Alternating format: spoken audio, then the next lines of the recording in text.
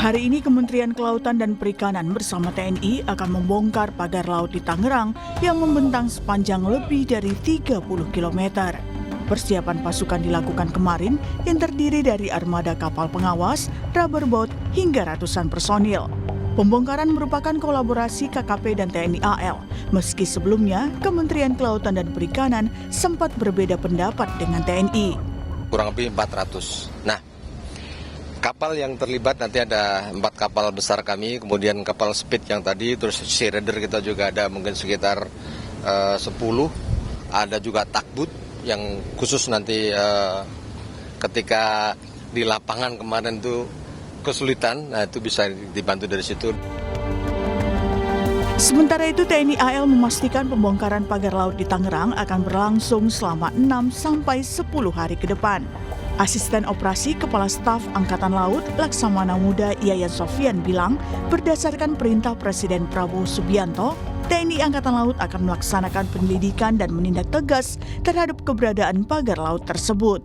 Perintah Bapak Presiden Republik Indonesia, Jenderal TNI Purnawirawan Prabowo Subianto, yang tadi Bapak sampaikan, agar melaksanakan penyelidikan dan menindak tegas terhadap keberadaan pagar laut tersebut.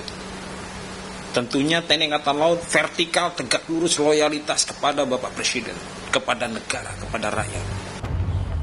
Tapi pagar laut di Tangerang dipersoalkan bukan hanya karena keberadaannya, melainkan izin dan teka-teki siapa pemiliknya.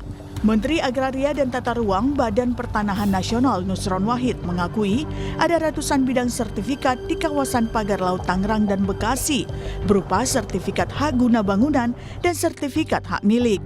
Nusron menyebut akan memastikan keabsahan dokumen hukum sertifikat tersebut. Apabila ditemukan cacat hukum, maka sertifikat dapat dibatalkan tanpa proses peradilan. Ada sertifikat yang berseliweran di kawasan pagar laut, sebagaimana yang muncul di banyak sosmed tersebut.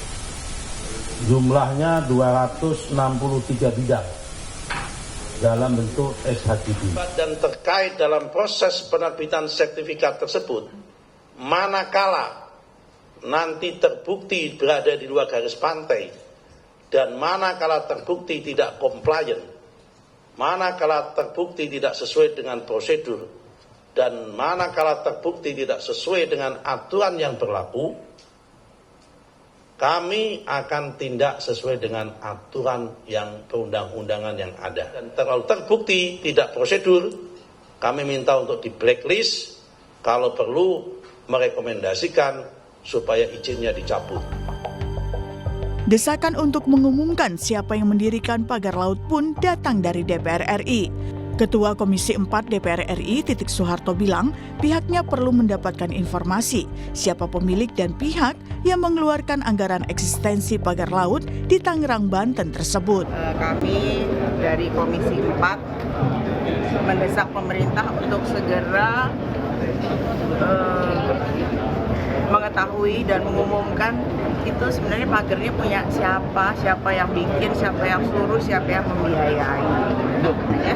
Besok kita ketemu kementerian, terus lusa kita mau ke hijau lapangan, kita lihat semua. Yang penting harus, ini udah lama, udah sebulan, masa nggak dapat siapa sih yang bikin 30 kilometer loh, itu sama dengan separuh Jagorawi kan.